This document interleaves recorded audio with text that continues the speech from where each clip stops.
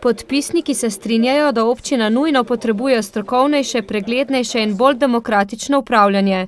Prav tako so v sporazum vključili se pravi vključevanje občank in občanov, strokovne javnosti in zainteresirane javnosti v procese odločanja, ukrepe na področju transparentnosti, boja proti korupciji, klientelizmu in delovanje na podlagi nekih dolgoročnih strategij, vizij mestne občine Novo mesto. Že sam začetek teh pregovorov oziroma dogovor je kazal v to smer, kot je že sam župan tudi na konferenci omenil, da imamo veliko skupnih točk, velika odgovornost na vseh nas, nov izziv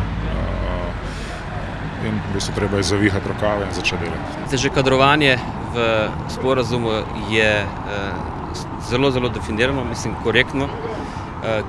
Upoštevalo se bo osebno poštenje, reference, nevpletenost v afere.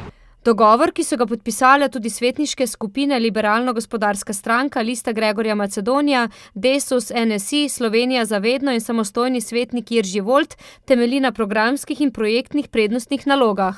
Želja je bila, da ne sklepamo nekih klasičnih koalicij, ki bi temeljile na kadrovskih povezavah, kot je bilo to v preteklosti, zato smo želeli spremeniti ta način dela. Mislim, da je ta današnja odločitev to potrjuje. V sporazumu so tako že zajeli programske usmeritve za leto 2015.